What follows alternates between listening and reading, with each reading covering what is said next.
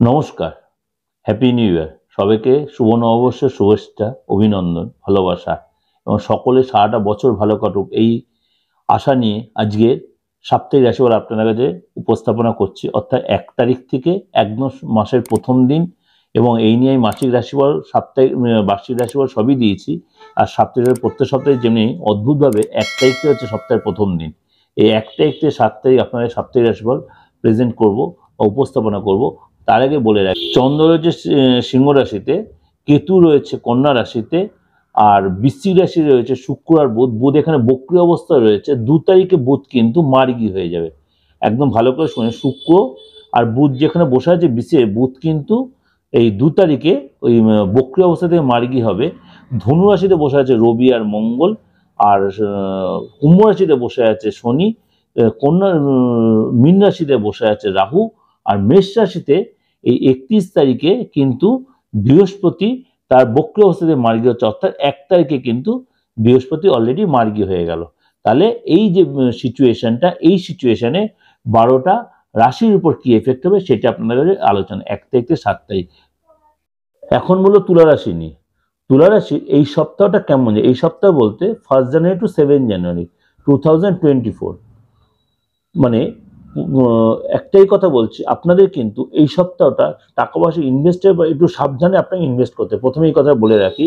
কেননা টাকা পয়সা যারা একটু টালমাটাল সিচুয়েশন হতে পারে, হয়তো হওয়া অর্থ আপনি পেতে নাও পারেন। দেখা গেল মুখের সাথে সুযোগটা হাতছাড়া হতে পারে।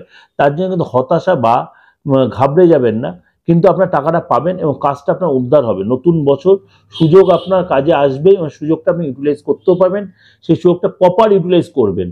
এটা আপনাদের তুলা রাশির লোকেদের একটাই কথাই বলছি, সুযোগ কিন্তু আপনার আসবেই। সেই সুযোগটা কিন্তু আপনি কাজেও লাগাতে পারেন, কাজে লাগানোর চেষ্টা করেন। কেন আপনার শনির বছর, আপনার কিন্তু সময় শুরু এসে গেছে, কাউন্টডাউন শুরু। ব্যবসায় যদি আপনি ব্যবসায়িক হন, ব্যবসায় এই সপ্তাহ চেষ্টা করবেন বড় কোনো ইনভেস্ট না করতে বা ফাইনাল কোনো ডিসিশন না করতে। চেষ্টা করবেন এই সপ্তাহে কোনো মিটিং বা ব্যবসা সংক্রান্ত কোনো ব্যাপারে কারোর সাথে বেশি কনসাল্ট না করতে বা কোনো চুক্তি না করতে এই সপ্তাহে অ্যাভয়েড করে নেক্সট উইকে আমি যখন আমার বলবো সেটা মেনে বা আমার বার্ষিক রাশি বা মাসিক রাশিফলটা ফলো করে আপনি এগোতে পারেন, অনেকটা সুবিধা হয়। বা আপনার ব্যক্তিগত হরস্কোপটা কারোর সাথে দেখিয়ে নেবেন। কিন্তু এই সপ্তাহটা আপনি কোনো ইনভেস্ট বা কোনো জায়গায় কোনো ফাইনাল ডিসিশন বা ডিসকাশনে যাবেন না করতে এই সপ্তাহটা অন্তত। একটু মেডিটেশন বা যোগা বা একটু মর্নিং ওয়াক বা ইভিনিং ওয়াক এইসবের মধ্যে নিজেকে জড়িয়ে রাখতে।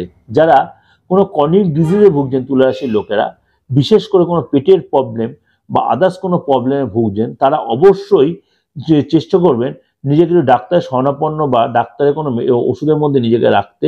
তাহলে শরীরটা কিন্তু ঠিক থাকবে। খাওয়ার দাওয়ার বা নিজেকে একটু কন্ট্রোল রাখতে, বেশি ইরিটেটেড হবেন না, লোককে বেশি খোলামেলাভাবে কোনো কথা শেয়ার করবেন না। চুলের এবং স্কিনের একটু প্রবলেম হতে হয় তুলা রাশির লোকেদের, কেননা যেহেতু শনির বছর আর আপনি আপনার মেন স্বামী হচ্ছে, আপনার তুলা রাশির মেন স্বামী হচ্ছে শুক্র, সুতরাং চুলের বা স্কিনে একটু প্রবলেম হয়। দেখুন আস্তে আস্তে একটু তার যে এটা নিয়ে এত অরিড হওয়ারও কিছু নেই। আর্থিক জায়গাটা যদি কোনো কারণে একটু ডিস্টার্ব হয়, তাহলে এইটা নিয়ে হতাশ হবেন না, কিন্তু রিপিটেডলি বলি একবার, তাহলে কিন্তু নেক্সট উইকের সময়টা আপনার অনেকটাই ফেভারে আসবে এবং এই বছরটা কিন্তু আপনার। তুলা রাশি এই বছরটা কিন্তু আপনার, কেন আমি বার্ষিক রাশিফল অনেক কিছু বলেছি, এই সপ্তাহটা আপনাকে একটু নিজেকে রিজার্ভ এবং কন্ট্রোল রেখে চলতে হবে।